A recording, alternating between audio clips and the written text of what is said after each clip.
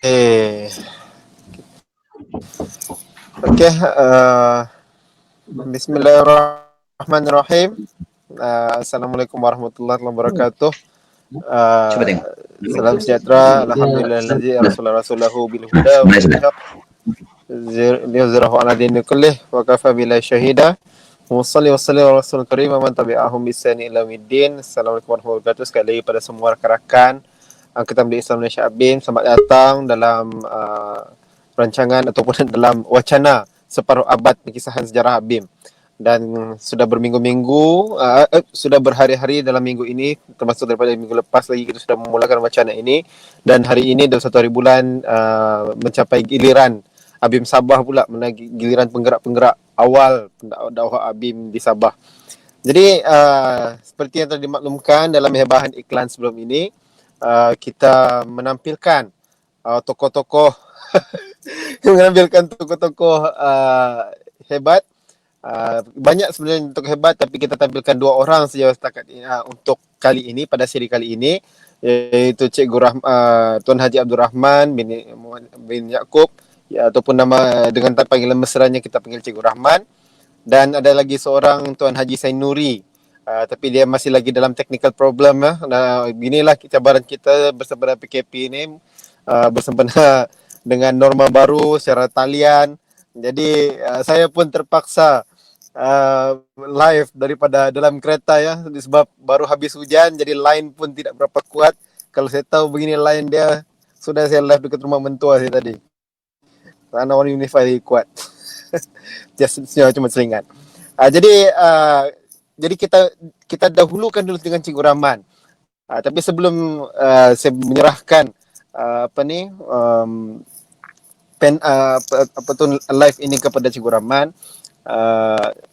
Sementara lagi kita menunggu kepada Haji sendiri, izinkan untuk saya memperkenalkan dulu siapa Cikgu Rahman ini. Nama penuh beliau adalah apa ini, Tuan Haji Abdul Rahman bin Yaakob. Macam saya sebutkan tadi, mesranya dipanggil Cikgu Rahman. Ada sebab kenapa dipanggil Cikgu Rahman ya, kerana beliau merupakan mantan timbalan yang di-Pertua ABIM Negeri Sabah. Saya fikir semasa era WDP-nya adalah Datuk Sapawi ya, kalau saya tidak silap. Kemudian masa itu juga ditubuhkan Yayasan Budi. Kalau dekat Kuala Lumpur, yang diasaskan oleh Datuk Seri Anwar Ibrahim itu adalah Yayasan Anda. Tapi di Sabah kita sambut Yayasan Anda itu, tapi namanya adalah Yayasan Budi, yang mana Cikgu Rahman sendiri adalah sebagai pengetuanya dan juga tenaga pengajar di sekolah itu. Dan alhamdulillah banyak sekarang banyak alumni Yayasan Budi yang telah berbakti kepada agama selaras macam bagaimana mereka itu dilatih dalam Yayasan Budi itu. Jadi untuk Tuan Haji Sanuri pula nanti saya akan memperkenalkan apabila beliau sudah masuk nanti. Kita punya format ini tidaklah panjang, just cuma santai-santai, kita cuma ambil masa dalam 1 jam. Jadi 10 minit diberikan kepada Cikgu Rahman dahulu untuk memberi perkongsian ataupun mengkisahkan bagaimana beliau ini mula-mula terlibat dalam ABIM, khususnya ABIM Negeri Sabah, bagaimana rencana-rencana bibit permulaan ABIM itu ditubuhkan, di mana kedudukan Cikgu Rahman pada waktu itu dari sudut pengalaman sendiri dan siapakah tokoh-tokoh bersama ketika itu sehinggalah tertubuhnya ABIM Sabah. Dan alhamdulillah ABIM Sabah pun sudah bertapak selama 35 tahun, saya fikir dalam 35 tahun insyaAllah. Jadi tanpa membuang masa lagi, saya tidak mau memakan masa yang panjang sebab tadi pun sudah kalut sikit dengan masalah teknikal. Jadi saya ingin memberikan masa itu lebih kepada para panel. Jadi 10 minit saya berikan kepada Cikgu Rahman dulu untuk memulakan. Silakan Cikgu Rahman.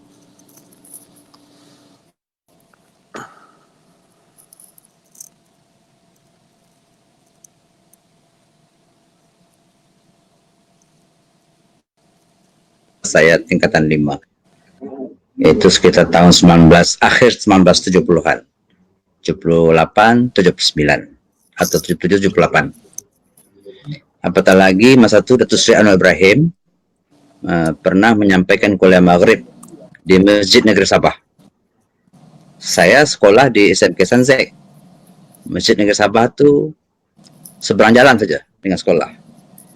Jadi kami semua hadir mendengar ceramah Datuk Seri Anwar Ibrahim, Presiden ABIM pada masa itu.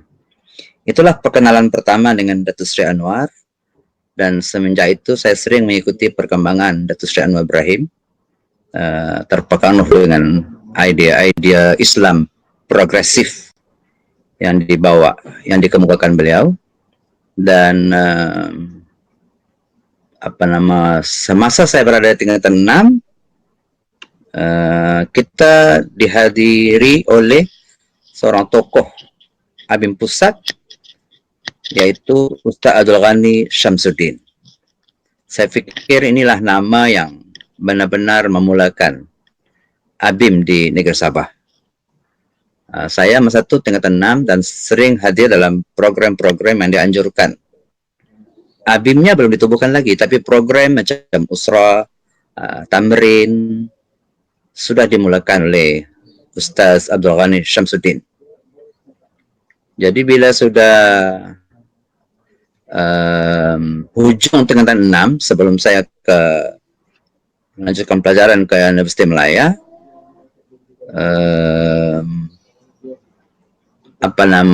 ditubuhkan pelancaran ABIM Kota Kinabalu dahulu di Semula Menengah Tuh Puan Rahmat. Saya hadir masa itu. Yang melancarkannya masa itu ialah Datuk Dr. Siddiq Fadil sendiri datang ke Sabah dan memberikan ceramah sempena pelancaran ABIM Kota Kinabalu. Yang dipertua pertamanya masa itu adalah Ustaz Abu Bakar Latih. Ustaz Abu Bakar Latih pada masa itu mengajar di Sekolah Menengah Kebangsaan Agama di Kota Kinabalu, di Manggatal. Itulah detik pertama yang saya berkenalan dengan ABIM, dan selepas itu kita sering ikuti program-program ABIM.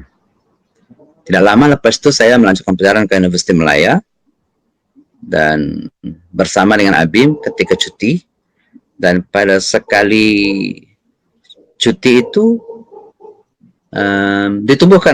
dicetuskan idea menubuhkan sekolah swasta di bawah kelolaan ABIM, mengambil inspirasi daripada sekolah Yayasan Anda yang tempat Datuk Seri Anwar Ibrahim menjadi pengetua dan guru besarnya pada masa itu. Jadi kita ada beberapa nama besar yang terlibat dengan sekolah penubuhan Yayasan Anda, Yayasan Budi di Sabah ni. Antaranya tidak lain ialah Saudara Rimpun Saleh. Dia ahli jawatan kuasa ABIM Sabah yang awal. Dan ketika memulakan penubuhan sekolah Yayasan Budi itu, Saudara Rimpun merupakan memang sudah menjadi tenaga pengajar sebuah sekolah swasta yang lain. Dan dialah yang mencadangkan supaya daripada dia bekerja dengan sekolah swasta yang lain, dicadangkan supaya ABIM tubuhkan sebuah sekolah swasta mengambil model daripada Yayasan Anda Akademik di Kuala Lumpur, dan dia sanggup menjadi pengetua dan pentadbir pertama pengasas kepada sekolah Yayasan Budi tersebut. Maka pada 31 Mei 1983, ini 31 Mei ini tarikh yang sensitif nih sebenarnya, tapi 31 Mei itulah bukan 13 Mei 13 Mei itulah kita mulakan hari pertama sekolah Yayasan Budi dibuka dan memulakan sesi pengajarannya yang pertama. Saya terlibat menubuhkan sekolah tersebut bersama-sama dan menjadi tenaga pengajar sebelum saya kembali meneruskan pelajaran ke Universiti Malaya. Dan setahun, pada tahun 84 saya keluar, saya terus berkhidmat bersama Yayasan Budi, menggantikan Saudara Rimpun yang kemudiannya telah melanjutkan pelajaran pula ke ITM, ya, ke ITM di Shah Alam. Jadi itulah antara detik-detik awal ABIM Sabah dan penubuhan sekolah Yayasan Budi. Yayasan Budi asal ketika ditubuhkan, yang terlibat ialah seorang lagi tokoh nasional, yaitu Tuan Haji Mokhtar Ramli. Saya tak tahu dia Datuk ke, dia Tuan Haji ke masih sekarang panggilan, saya tak tahu. Tapi dia antara orang yang juga banyak mencurahkan tenaga, ikhtiar dan usaha membantu melaksanakan impian rancangan menubuhkan sekolah swasta Yayasan Budi ini. Antara tujuan masa itu ialah pertama mempercepatkan gerakan dakwah, menyebarkan tasawur Islam yang coba kita gagaskan sepantas yang boleh. Dan itu satu. Yang keduanya, bila program ABIM kita perlukan tenaga-tenaga kerja, maka anak-anak Yayasan Budi inilah yang banyak kita gunakan sebagai tenaga kerja membantu pelaksanaan kerja-kerja dalam setiap kali ABIM mengadakan program di Sabah pada masa itu. Dan yang ketiga, menurut Tuan Haji Mokhtar Ramli masa itu, pada satu masa nanti kita mau Yayasan Budi ini akan berjaya dan menjadi penyumbang besar kepada ABIM Sabah pada masa itu. Seperti mana Yayasan Anda, Yayasan Budi juga kita buka dengan dasar memberi peluang kedua kepada pelajar-pelajar yang tercicir daripada aliran perdana, tingkatan 5, tingkatan 6, tingkatan 3. Jadi mereka ini kita beri peluang belajar untuk mendapatkan kelulusan akademik.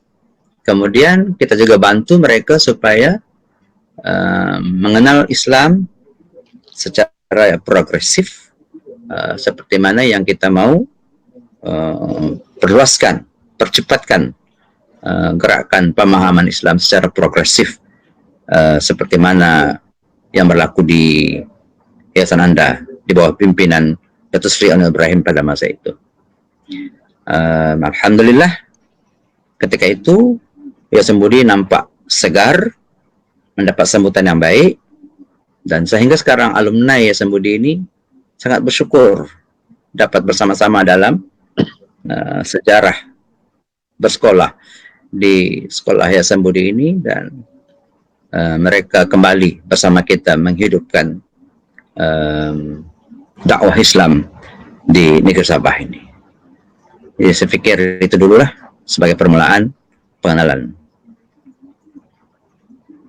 Masih. Okey, terima kasih Cikgu Rahman di atas pembahasan itu tadi. Nampaknya bermula daripada seorang pelajar, tapi tidak dapat dinafikan lah, maksudnya titik pertemuan itu adalah apabila bertemu dengan tokoh kita, itu Presiden ABIM yang kedua, Datuk Seri Anwar Ibrahim, itu telah menyebabkan Cikgu Rahman balik itu bukan tidak lagi cari kerja lain, tapi terus menggalas tanggungjawab untuk run ataupun menjaga Yayasan Budi di Sabah ini. Dan alhamdulillah, seperti yang disebutkan ujung-ujung tadi, memang saya sendiri nampak dalam kalangan wadah-wadah juga secara langsung ataupun secara tidak langsung, sama ada simpatisan ke ataupun terlibat secara langsung, sememangnya Yayasan Budi telah melahirkan ramai kader-kader yang sanggup bertahan. Itu macam Kak Adi, ada Bang Saripudin, siapa lagi yang simpatisan, Datuk Datuk Alimuddin dan sebagainya, dan lain-lain lagi lah, alhamdulillah. Jadi cuma itulah kalau dapat kita fikirkan selepas ini untuk mewujudkan Yayasan Budi di Sabah sekali lagi, insya-Allah dengan berkat tunjuk ajar, kerana orang yang run masa itu masih lagi wujud dan masih lagi sehat walafiat, alhamdulillah. Jadi saya terus kepada Tuan Haji Sainuri, ataupun panggilan mesra saya dengan beliau adalah Pakcik Pakcik Sainuri, kerana beliau pun ayah kepada sahabat saya, itu Saudara Farid, Ahmad Farid Sainuri, mungkin rakan-rakan ramai yang kenal. Beliau juga merupakan mantan YDP ABIM Sabah yang pertama yang mengasaskan, dan pada waktu itu beliau masih lagi umur 20-an, bawah 25, 20-21 macam tu. Masih lagi baru mau sambung degree. Jadi sudah tentu dalam masa yang muda itu adalah satu cabaran yang besar untuk menggalas tanggungjawab, tapi itu kita simpan dulu untuk soalan yang kedua, untuk pusingan kedua tadi. Tapi pusingan pertama ni kepada Haji Sainuri, bagaimana boleh terlibat dalam ABIM? Macam Cikgu Rahman tadi dah jumpa tokoh Ustaz Ghani, Ustaz Haji Mokhtar, tapi Haji Sainuri, mungkin Tuan Haji pun mempunyai pengalaman yang berlainan. Bagaimana dan terus dilantik menjadi YDP itu bagaimana? Sebab masa tu mau sambung lagi PUK dan sebagainya. Jadi mohon dijelaskan dan kongsikan kisah-kisah ini, detik pada tahun 1970-an dan 1980-an itu. Silakan Pakcik.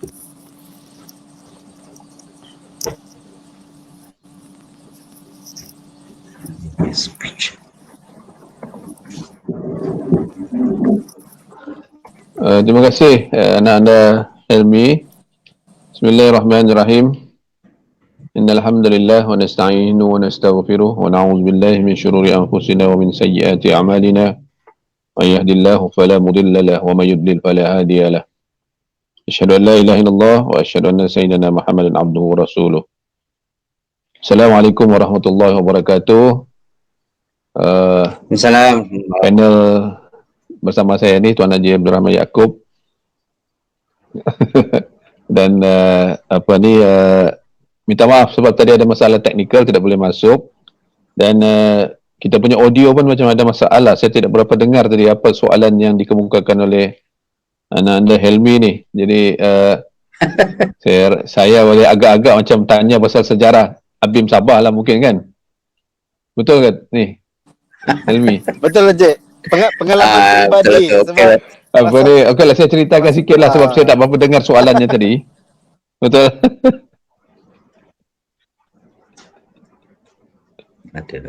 Jadi masalah teknologi, kalau dia tidak apa ni perfect habislah. Okey, mungkin saya ceritakan sedikit dah. Kalau mengikut sejarahnya, mungkin Abim Sabah ni belum lagi sampai separuh dekad. Sebab dia bermula pada tahun 1980. Tetapi mengikut rekod yang ada seorang hamba Allah yang bernama saudara Ghazali Mat Resap. Dia, tak silap saya, bertugas di federal punya inilah office, mungkin LHDN, bertugas di Lahadatu, dan beliau mendakwa bahawa beliau telah membawa Abim ke Lahadatu dengan mengadakan program-program usrah dan pelbagai program yang lain, tetapi tidak berjaya untuk mendaftarkan sebab-sebab tertentu, tidak berjaya untuk mendaftarkan Abim. Sebab memang pun kalau ROS, Register of Society yang berperingkat negeri, dia mesti ada cawangan-cawangan di setiap daerah. Macam mana mau tubuhkan negeri kalau tidak ada daerah? Jadi kalau mengambil apa yang dinyatakan oleh saudara Ghazali ini, saudara Muhammad Ghazali Marasab, maknanya Abim Sabah ni telah berada secara tidak resminya, memang tanpa berdaftar pada akhir tahun 1970, dan memang cukup umur lah, separuh dekad untuk dibincangkan. Kalau ambil 1980, kita tak perlu bincang pasal separuh dekad lah. Okey, apapun kita teruskanlah dengan separuh dekad kita punya wacana ni. Okey, sebagaimana dinyatakan oleh Tuan Haji Abdul Rahman Yaakob tadi, memang benar bahawa Abim Sabah ni, atau Abim Kota Kinabalu lah peringkat awalnya, memang aktif dan ligat aktiviti ketika berada Ustaz Abdul Ghani Samsudin dipindahkan daripada ITM Shah Alam pindah ke ITM Sabah, walaupun dalam kadar atau masa yang singkat beliau banyak buat program-program, di antaranya usrah, kemudian tamrin, rehlah, muqayyam, dan qiyamul lail dari masjid ke masjid. Saya masih ingat lagi kita mengadakan tamrin muqayyam ini di masjid Kampung Likas. Kita pernah juga membuatnya di Kampung Petagas. Kemudian pernah juga sampai ke Ranau, sampai ke Sandakan, Tanjung Aru Sandakan, dan juga pernah juga sampai ke Kampung Kawang di Papar. Dan masih ingat lagi kawan-kawan yang sama-sama bertamrin dan berusrah dan qiyamul lail ini.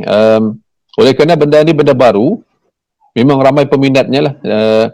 Apabila buat di Kampung Likas, ada seorang hakim, saya tidak ingat nama dia, dan juga pemuka masyarakat Datuk Kasim pernah mengikuti qiyamul lail dan tamrin di masjid itu.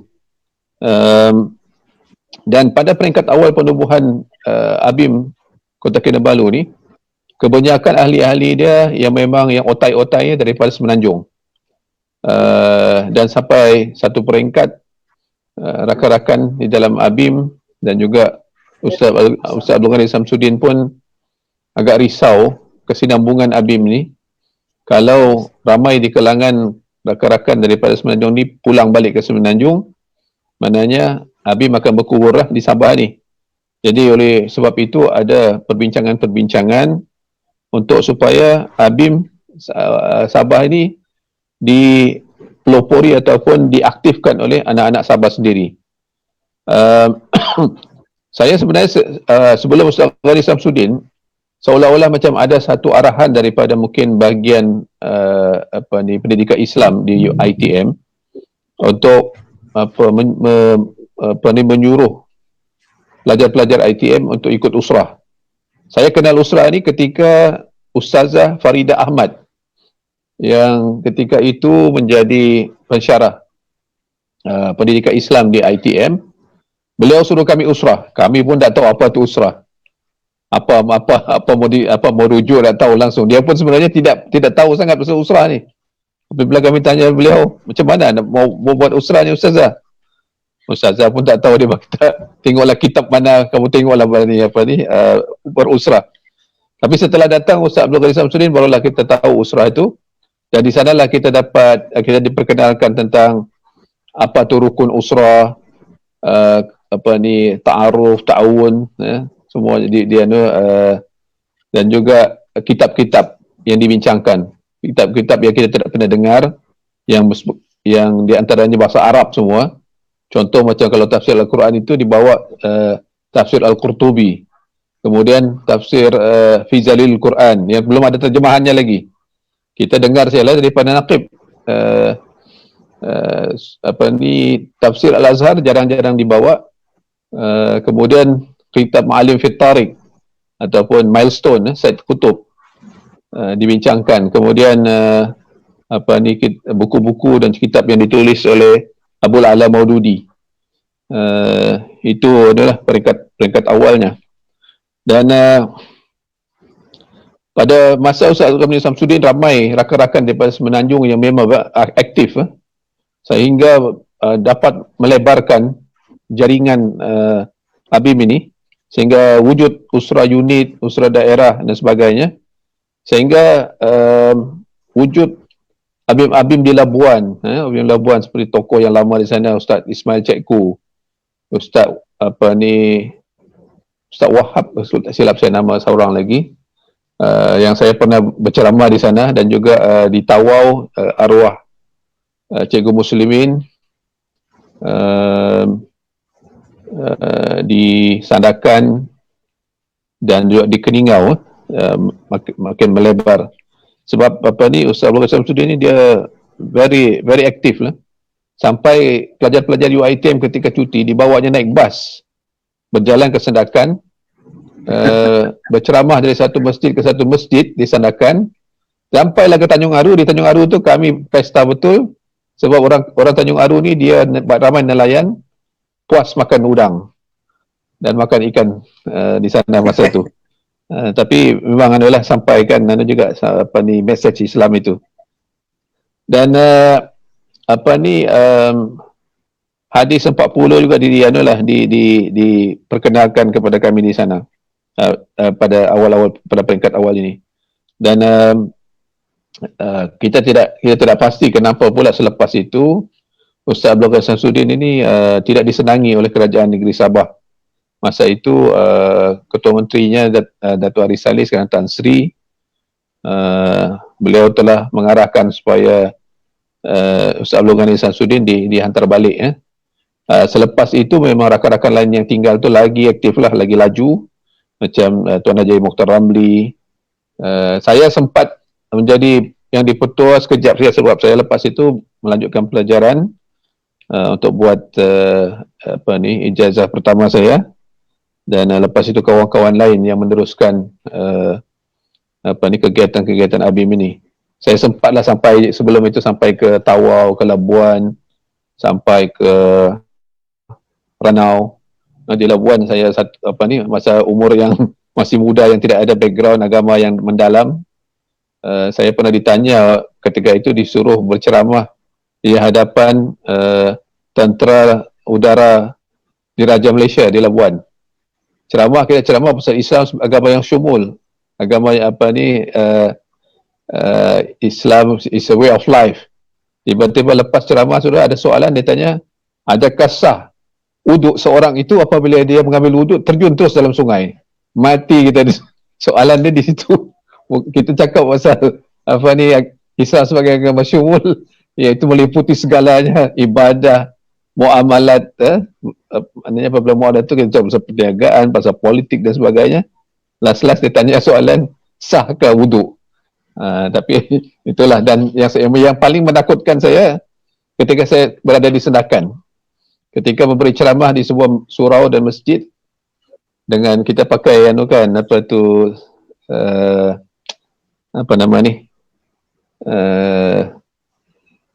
yang lilit kepala dia, serban. Selepas kita ceramah ada soalan, serban. Apabila lepas ceramah ditanya oleh jemaah yang datang tu, tuan ulama, itu kita bergegar, dia panggil tuan ulama. Kita baru ceramah ustaz ni jadi tuan ulama, takut kita.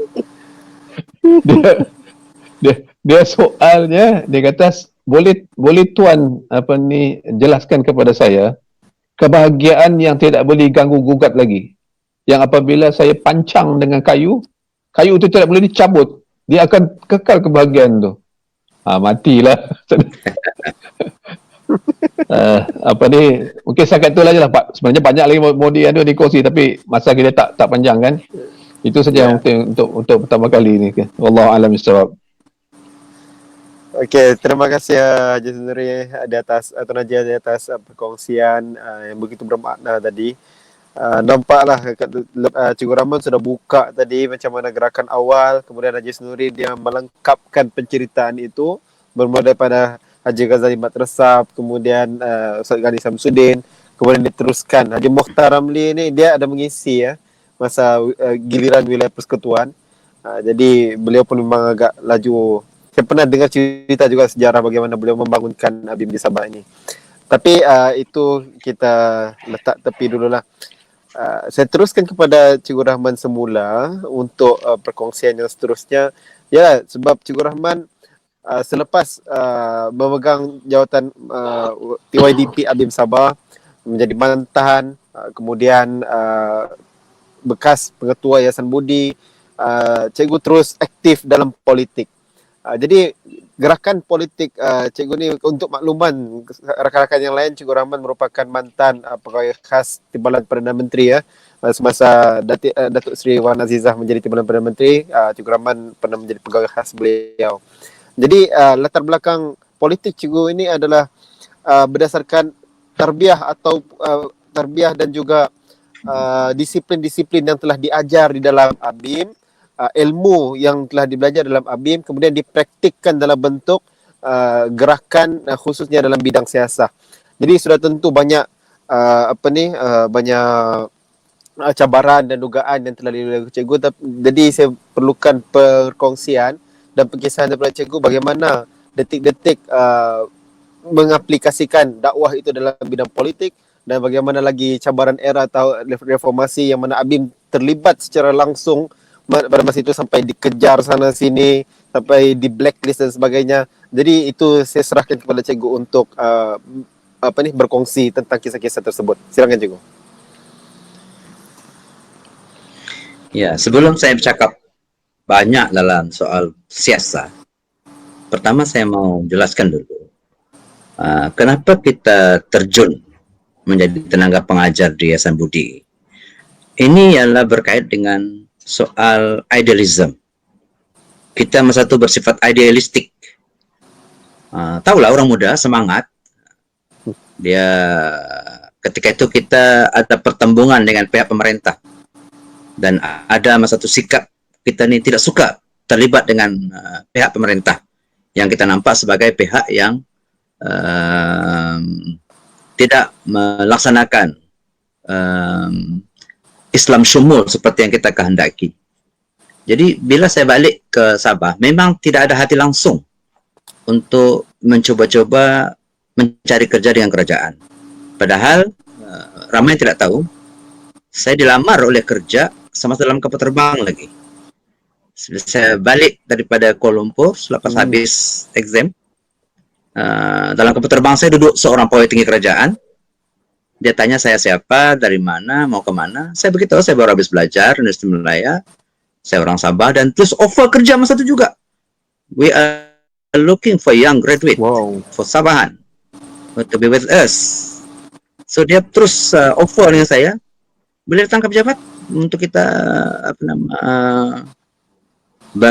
berinterview, bertemu ramah gitu. Tapi saya pasal sudah nekat di hati masa itu, saya terus ignore dan langsung tidak ada follow up dengan tawaran tersebut. Saya terus pergi ke Yayasan Budi, berkhidmat di situ. Ini semua pengaruh awal-awal dulu lah. Orang-orang kuat dalam gerakan ini kebanyakannya tidak bekerja dengan kerajaan. Jadi itulah yang kita pegang dan itulah yang kita laksanakan. Menjadi kebanggaan masa itu, tidak bekerja dengan kerajaan. Satu aib pula masa itu, kalau ada kawan-kawan yang nampak gagah di universiti, garang betul, cakap kan main, keluar-keluar kerja dengan kerjaan juga. Jadi selalu jadi aib. Dulu cakap bukan main, ideal sangat begitu. Tapi kerja di kerajaan juga.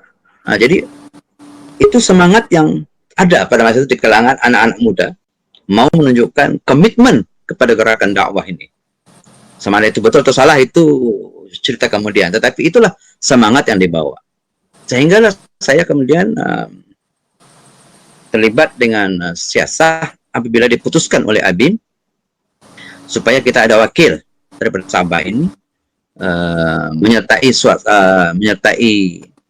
partai politik siasah sebagai menyambung gerakan siasah yang dimulakan oleh rekan-rekan ABIN di peringkat federal. Masa itu Datuk Seri Anwar Ibrahim sudah berkecimpung dalam UMNO, dan kita di Sabah pun pada masa itu UMNO mengembangkan sayap ke Sabah. Selepas peristiwa politik PBS mengambil alih pemerintahan, UMNO ke Sabah. Jadi ketika itu kita rasa kita wajar bersama dalam arus perdana kepimpinan politik sebagai membantu misi dakwah dalam politik, ya, politik dengan nilai baru seperti mana yang kita sering ucapkan dalam kita punya ucapan-ucapan dan semangat kita masa di luar partai politik. Kita memanglah sedap bercakap begitu, mesti mau buat ini betul, ini salah, itu di luar gelanggang. Mari kita coba kalau dalam gelanggang praktikal ke tidak apa yang kita cakap di luar gelanggang tersebut. Jadi nampaknya ABIN Sabah masa itu membuat keputusan ada 2 orang yang patut dihantar membantu gerakan Islam untuk masuk ke dalam siasah. Jadi saya dan Datuk Sepawi sekarang, ya, dulunya Cikgu Sepawi juga pun orang panggil Cikgu juga, Cikgu Sepawi, dan saya ambil keputusan untuk meneruskan perjuangan dalam siasah. Datuk Sepawi nampaknya langkahnya lebih baik, nasibnya lebih baik, sudah terus menjadi yang berhormat dan terlibat dalam kepemimpinan kerajaan. Sementara saya kurang baik nasibnya, tetapi pengalaman berada dalam siasah itu memperkayakan kita dalam melaksanakan apa yang kita menjadi tema ucapan-ucapan dan semangat perjuangan kita. Saya masih kekal dengan idealisme bahwa banyak yang perlu diperbaiki dalam masyarakat. Politik itu satu wadah yang boleh kita gunakan, tetapi kita mestilah tegak dengan prinsip. Jangan semata-mata karena politik, maka kita menggunakan prinsip. Kita melupakan semangat yang coba kita cakap dulu, yang pernah kita bawa dahulu. Jadi, tetapi itulah fake politik ini tidak sama dengan fake dalam berorganisasi NGO yang macam yang kita biasa selama ini. Saya pikir itu dululah yang dapat saya ungkapkan sementara ini. Okay, terima kasih Cikgu di atas perkongsian. Begitulah ABIN Sabah yang bermula daripada titik dakwah, daripada usrah, daripada buku-buku yang dikupas. Kalau kita gabungkan lagi dengan cerita Pakcik Sainuri tadi, dengan membawa idea Islam sebagai Islam is the way of life, atau Islam sebagai syumul dalam sebuah masyarakat itu meresap dalam jati diri masyarakat. Jadi kita mengambil pelbagai pendekatan, dan antara pendekatan yang telah diputuskan menerusi keputusan yang diambil pada waktu itu adalah dengan menyertai politik, tetapi hanya wakil-wakil. Dan alhamdulillah Cikgu Rahman masih lagi aktif dan idenya itu masih lagi sama seperti mana yang dibawa pada waktu 90-an dahulu. Jadi saya terus kepada Pakcik Sainuri pula kembali. Tadi kata cerita belum habis kan, panjang lagi. Jadi yang pertama adalah minta supaya disambung cerita itu, tapi saya ingin tanya juga kepada Pakcik, selepas balik daripada UK, kan, selepas balik daripada UK, di mana dia? Pakcik,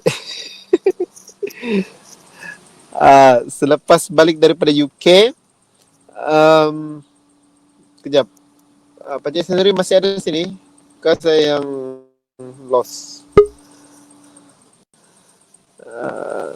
Okay. Okey Pakcik.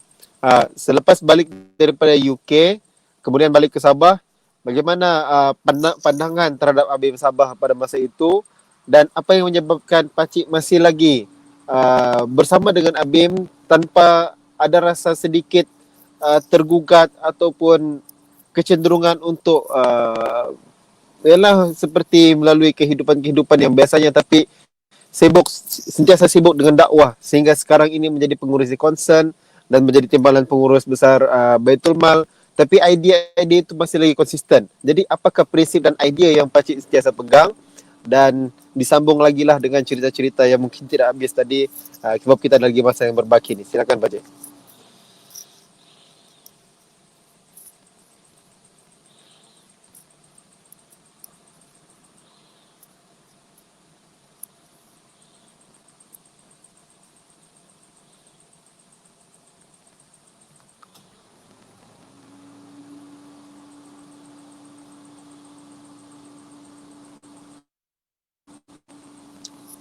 Masalah Mic check. audio, saya tidak dengar. Boleh putus-putus. Quality very bad lah. Oh, okay. Boleh ulang ke? Boleh ulang. Saya tak berapa dengar. Okey, dua cik. Pertama, sambung balik cerita tadi, sebab macam shock tadi cerita tu. Yang kedua, apa prinsip dan juga idea yang Pakcik pegang, sebab lepas balik daripada Helmi UK pun hilang. terus sambung Aja dakwah. sendiri pun hilang. Tinggal saya.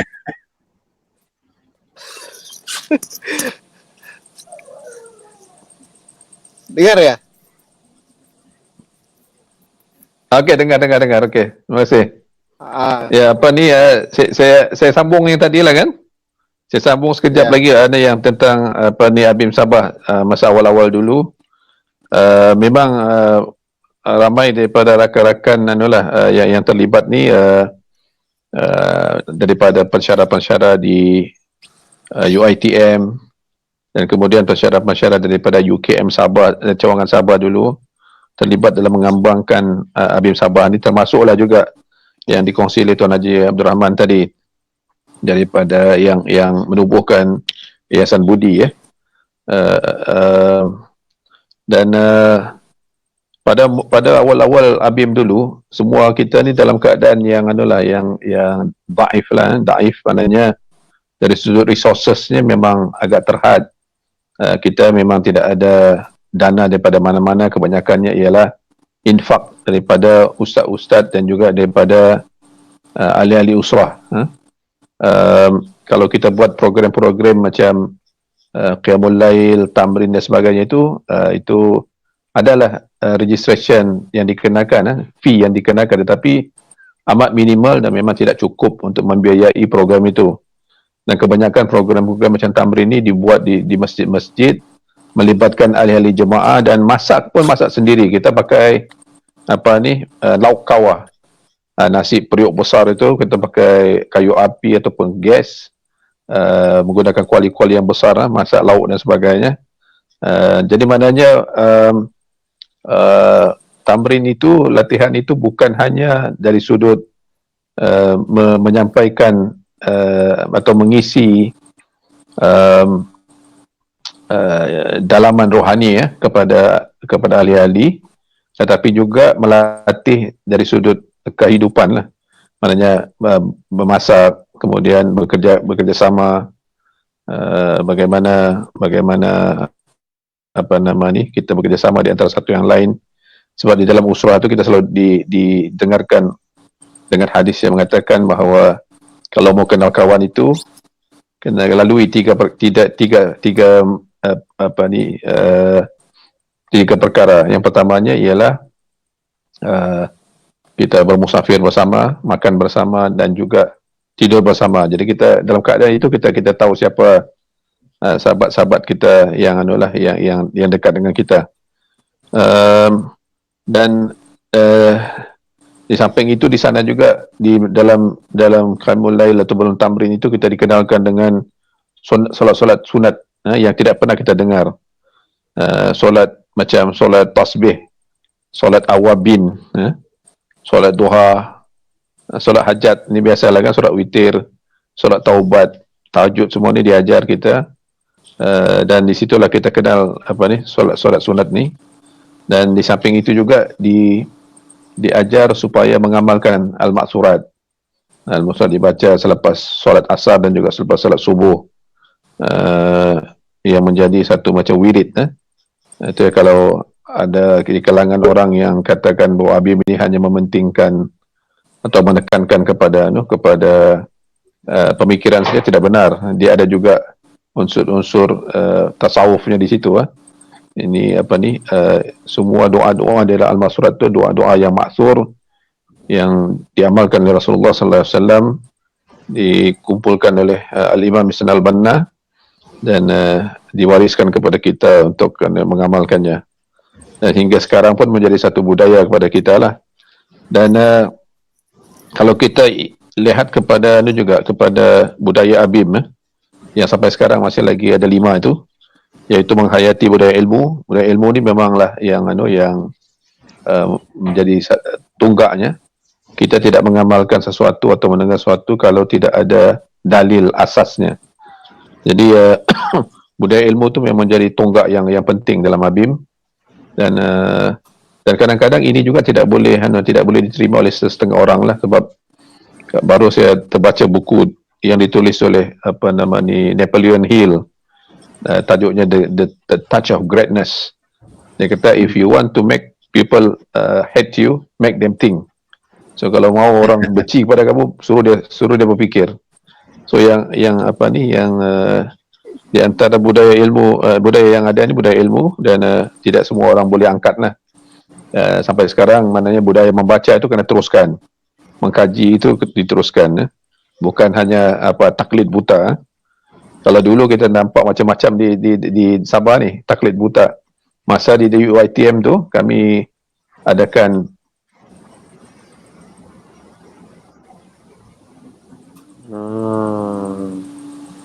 Tuan Haji, dia putus kami. Nak nampak? Ya, putus. Cik, lah, sedap sudah tadi. Stabil. Putus dan tidak stabil. Okey.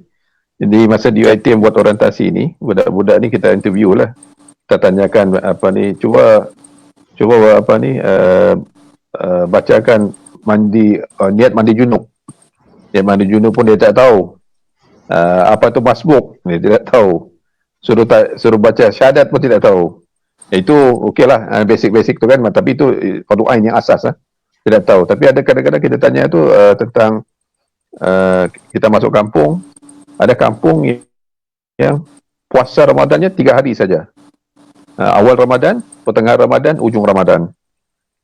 Dia kata ini guru kami ajar dulu tiga kali aja. Kalau dulu mandi safar ni pun, mandi buang sial ni memang berleluasa lah. Sebab asas tu kan kita bercampur adukkan dengan mungkin adat. Jadi ilmu tu penting lah. Kemudian dalam budaya Abim juga iaitu menghayati amalan kerohanian. Kerohanian itu yang kita al-maksurat, sembahyang malam, solat-solat sunat yang tadi itu, dan membaca Al-Quran. Dan juga yang ketiganya menghayati amal syura dan amal jema'i, iaitu apa-apa keputusan pun diputuskan di peringkat syura, dan juga kita bekerjasama at-ta'awun al-birri wat taqwa. Maknanya semuanya amal jema'i yang kita lakukan dalam bentuk berjamaah, bukan keputusan seorang-seorang. Kemudian memahami dan melibatkan diri dalam isu semasa, dan menghayati ruh jihad fi sabilillah. Dan ini di antara yang budaya infak itu diteruskanlah. Maknanya dalam Abim ini sejak dulu bukanlah suatu organisasi yang dia disediakan kapet merah, yang disediakan dana dan sebagainya, tapi dia kena berkorban, ahlinya kena berkorban untuk menjalankan aktiviti-aktiviti. Dan satu lagi yang perlu kita banggakan ialah penubuhan Taski. Penubuhan Taski kita adalah organisasi pertama yang menubuhkan Taski, mungkin di Malaysia kalau tidak di Sabah. Dan Taski ini, kalau dulu sekolah-sekolah, terutamanya sekolah kebangsaan Tanjung Aru, diorang ini menunggu-nunggu pelajar-pelajar lulusan Taski. Sebab dia kata kalau lulusan Taski ini senang, sudah pandai baca, sudah pandai, semuanya pandai. Dan itu satu pencapaian yang baiklah di kalangan masyarakat dan ABIM kepada masyarakat. Cuma yang ABIM ini sejak dulu lagi, atau sekarang mungkin sudah kurang lah. Kalau dulu ni kita sentiasa dimata-matai. Ada saja mungkin sebab dulu pada peringkat awalnya ABIM ini yang digelar Anwar bin Ibrahim ataupun angkatan belia Indian Muslim ABIM, bukan itu tambahannya, diragui oleh pemerintah masa itu dan sentiasa diikori oleh pihak polis. Tapi sekarang mungkin kurang sudah sebab kita sudah berubah kepada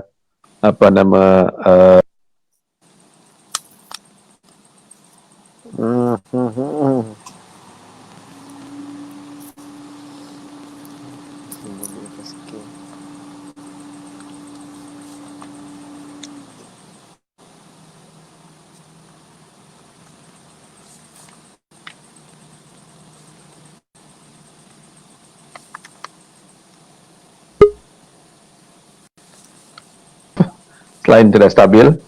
Okey, mungkin saya pendekkan yang itu. Saya tidak sambung lagi yang tentang ABIM di Sabah ni.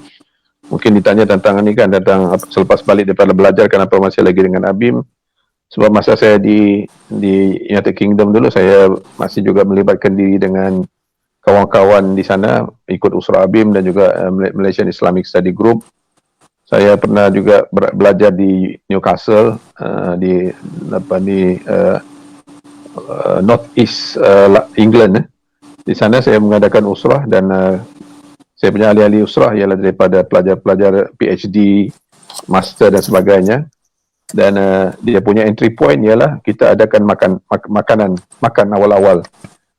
Masa sebelum usrah makan. Jadi itu tarikan sebab orang Malaysia ni, pelajar Malaysia, dia rindu pada makanan Malaysia. Susah mau cari makanan Malaysia, jadi kita masak makanan Malaysia. Diorang datanglah untuk usrah. Dan saya juga naik kereta api ke Sunderland, dia jauh sikit daripada Newcastle ni. Di sana ada kawan-kawan yang memang ABIM juga. Saya mengisi sebagai nakib di sana, buat di rumah beliau selalu, memang dia masak saya selalu. Dan ramai pelajar-pelajar Malaysia ikut usrah juga. Pada mulanya mereka memang datang untuk makan yalah. Yang pengisian tu belakang lah, nombor 2 mungkin kan. Tetapi alhamdulillah dengan izin Allah SWT, ada yang balik ke Malaysia, mereka aktif dengan ABIM. Itu semuanya ketentuan Allah SWT. Kita usaha saja, kita buat pengisian, kita sampaikan Islam yang sebenarnya, yang syumul, dan lepas itu biar Allah tentukan ke mana hala tuju orang yang kita sampaikan message ini. Dan di samping itu juga ABIM Sabah ni walaupun jauh di Borneo, dia tidak ketinggalan dalam isu-isu antarabangsa. Wakil-wakil Palestin dan wakil Afghanistan pernah datang ke Sabah untuk kempen memungut derma, membantu mereka di sanalah. Dan mungkin akhir yang saya kongsikan, buku ini ditulis oleh Datuk Dr. Muhyiddin Yassin, bukan Muhyiddin Yassin. Muhyiddin Yassin PM, ini Datuk Dr. Muhyiddin Yassin. Dia ada menulis buku Islam di Sabah. Dia mengatakan ini satu pengiktirafan bahawa dia kata ABIM adalah satu-satunya badan yang serius dalam usaha melahirkan individu Islam yang beriman dan insan mukmin. Boleh rujuk buku beliau tu. Wallahu a'lam bissawab. Terima kasih. Alhamdulillah, terima kasih kepada Pak Cik Sanuri atas perkongsian tadi. Jadi saya fikir kita sudah berada di 5 minit yang terakhir. Jadi alhamdulillah, walaupun dengan masalah yang demikian seperti teknikal dan sebagainya, kita dapat menghabiskan perkongsian sejarah wacana separuh abad pengkisahan sejarah ABIM daripada Sabah. Jadi walaupun 2 orang, iaitu panel kita, iaitu Pak Cik Sanuri dan juga Cikgu Rahman, ini kita nampak bahawa bagaimana ABIM Sabah itu tidak ketinggalan untuk membangunkan masyarakatnya sendiri di Sabah seiring dengan rentak aktifnya gerakan dakwah ABIM di Semenanjung. Jadi maknanya sampai juga orang tu ke sini dan kita dapat mengikuti rentak itu sehingga seperti yang disebutkan oleh Pakcik Sanuri tadi, dalam buku tesis PhD Datuk Dr. Muhyiddin Yussin, iaitu Islam di Sabah telah mengiktiraf ABIM adalah sebagai badan dakwah yang menjurus kepada pembinaan jati diri Muslim dan insan mukmin, khususnya dalam kalangan orang Islam di Sabah ini. Jadi begitulah budaya-budaya yang perlu kita teruskan. Budaya itu, 5 budaya ABIM itu merupakan bukti bahawa siapa saja mengamalkan 5 budaya ini, insya-Allah prinsipnya akan terus kekal, idenya akan terus kekal, dan cara berfikirnya akan terus kekal, dan orang tahu kalau dia cara berfikir begitu, itulah orang ABIM. Jadi dakwah itu berada di semua aspek, mengikut fokus setiap YDP. Mungkin sekarang saya bawakan Pakcik Sanuri sebagai YDP yang pertama, Cikgu Rahman sebagai mantan YDP untuk YDP yang kedua. Kalau ikut yang seterusnya, Cikgu Amin macam mana pula dengan fokusnya terhadap pendidikan.